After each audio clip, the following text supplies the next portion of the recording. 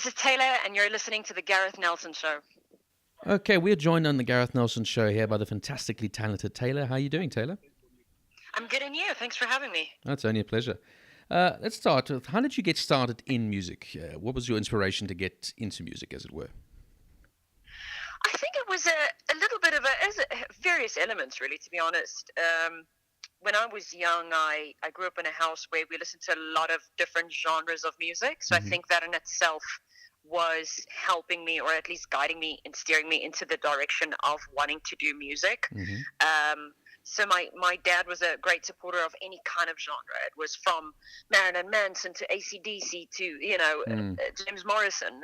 Wow. And I think because I was exposed to such, a vast platform of genres, I think subconsciously a lot of the rhythms and beats and lyrics would seep into my subconscious, and I would kind of run with that. And as I got older, I it's funny, I saw an Avril Lavigne video on it was early 2000. I saw an Avril Lavigne video on TV, and I remember looking at it. I was about 14 or 15 years old, and I went, oh wait, this looks familiar. Oh wait, this is what I want to do. It's almost like I got a quick visual of what it is I wanted to do. Yes. I wasn't going to make her music, no, but I had this feeling of that it was going to be a visual of a strong woman, an independent woman, and she was going to start a movement and something. So it was various elements. It was childlike or childhood, elements, and me as a teenager, and it just kind of took over me, really. Started playing guitar, took some lessons, and started writing music. Oh, wow, okay. And I mean, artists that have inspired you in particular, I mean, you mentioned a few there, but I mean, is there any other artists that you would say have really stuck out to you?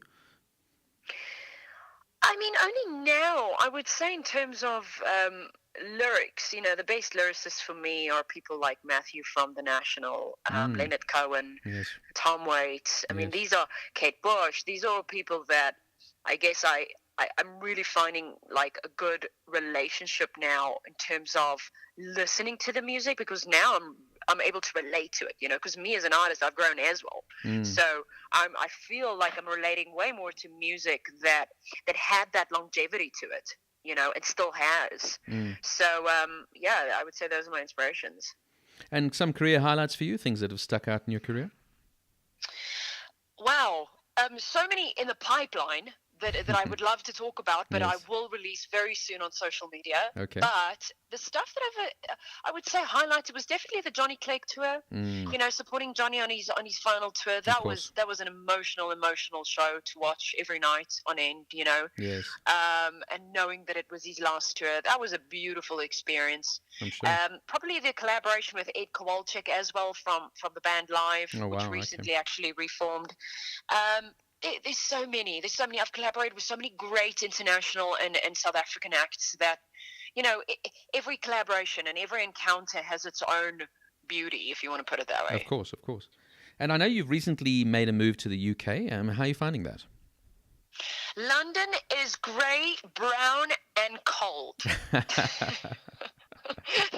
No better way to put it. In terms of visual stimulation, that is what it is. But it's been insane. It's been really, really insane. The shows have been playing there. I've been close to being sold out. So the response has been beautiful, and it's great, because you're put in a place like London, where in one night you're able to reach the world. You can meet people from New York and people from Berlin, and Of course. it's when you move as an artist, and when you put your roots there as well, or you stretch your roots at least, you get exposed to a bigger market. Yes. And that was my biggest reason to move. It's so central, isn't it?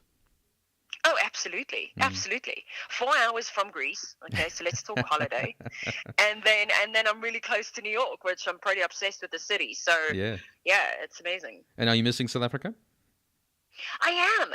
I just landed this morning actually. In Johannesburg, and so I moved to London in January, so I've been away for about 4 months now. Yes. And I will always miss South Africa. It will always be home. I grew up in Pretoria. Yes. Ek is Afrikaans in my Oh, okay. Well, there we go. To be back here and see my people and see my fans, and this is where it all started. I can't ever forget that. Yeah. And what inspires you as a songwriter, and what gets you to that place to write those beautiful songs? Well, thanks for the compliment. It's a pleasure. I would say It really varies, Gareth. It varies. It's anything from the situation I might be in. Most of the time, I do find myself writing about other people's life stories. Mm. But I think as a musician, at least I can just talk for myself. Is like I write about other people's stories, but there Mm. is a glimpse and there is a split second of obviously being able to relate to that Mm. person's story.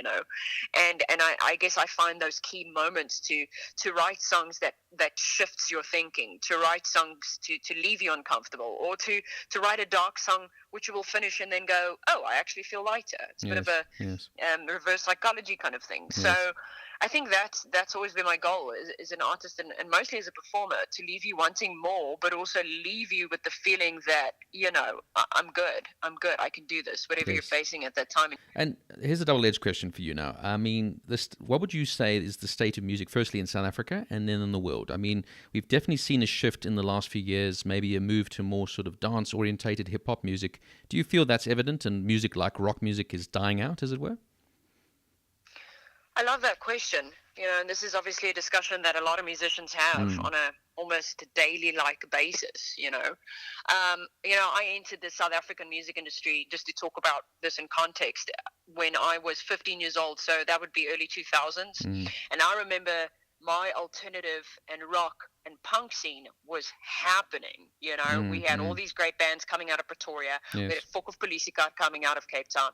We had this movement. It was a definite, I would say, like, when the full fray movement, first of all, to backtrack even more, but when the full fray movement, so I would say late 90s Mm. into 2000, that's when a very strong movement started within the Yes. punk and rock scene, an alternative scene. Absolutely. And there was this, people were still buying tickets. You didn't have Facebook. You didn't have, I think MySpace might have come out at that time. Mm. So you had to resort to all these almost guerrilla style of marketing. Yes. So when that whole movement was happening, it was great and it was strong. And I think a lot of people thought that there would be longevity to it, but it turned out that, not all genres are supposed to last in that sense. I think it's very natural, like anything else, for it to be a cycle. Yes. Of course. And so when that whole movement died down, a lot of artists would feel that it would die down. And I was playing in various bands at the time, and we were feeling the movement, and I was breaking up a lot of projects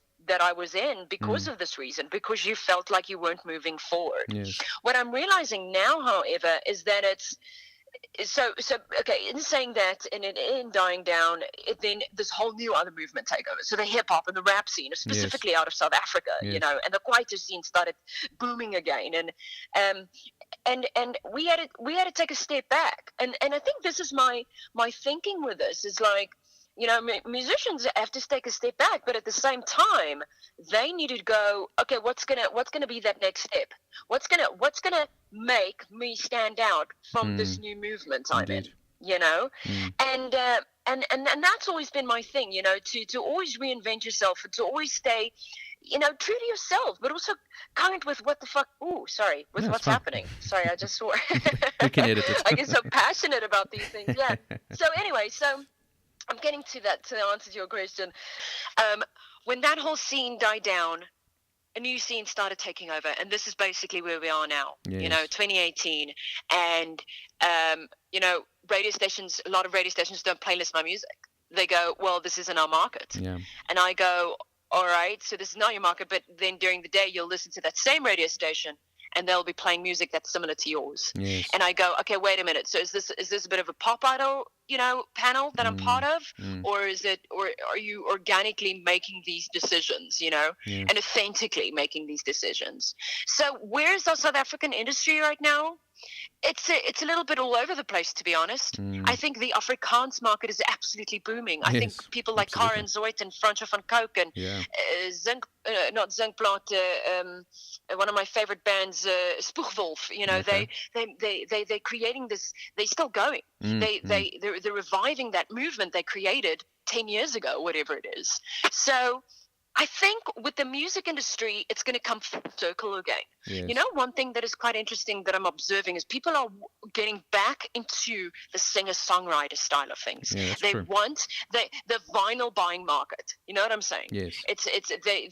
They wanting to sit down in a sit-down theater kind of vibe and watch the Leonard Cohens Yes. and watch the I'm trying to think of the Chris Chameleons, Mm. so with Christina Aguilera.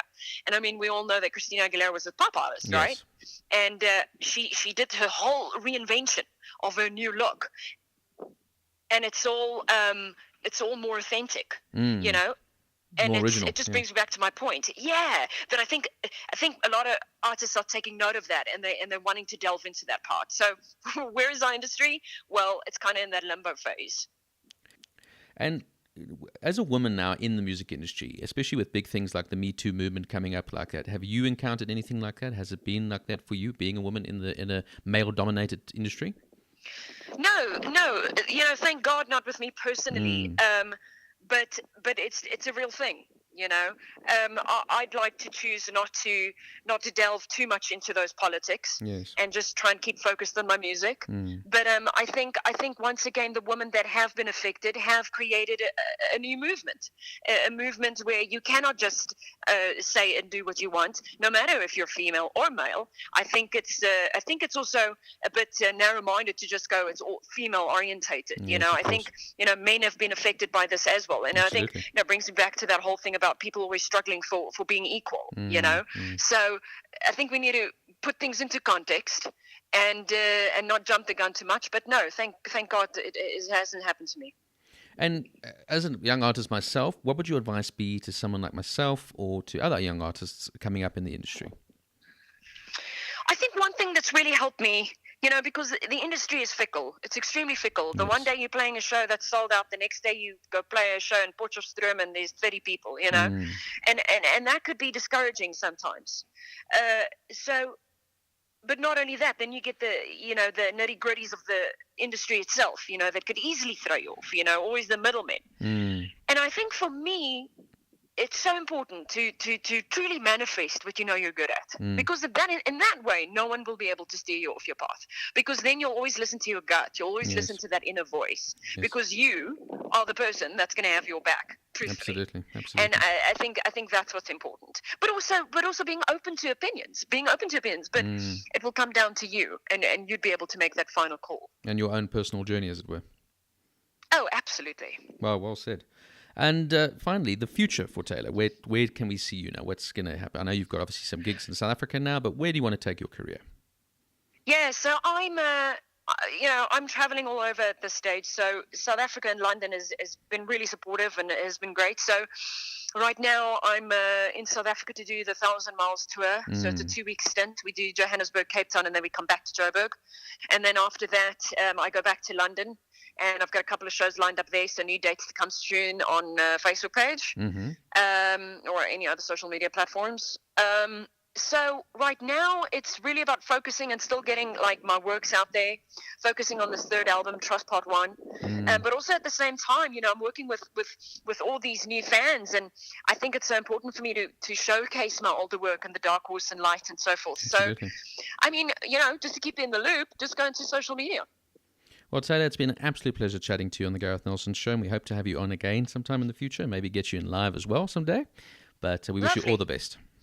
Thanks, Gareth. Thank you so much for the phone call. That's any pleasure. Thank you. Okay, bye. Bye.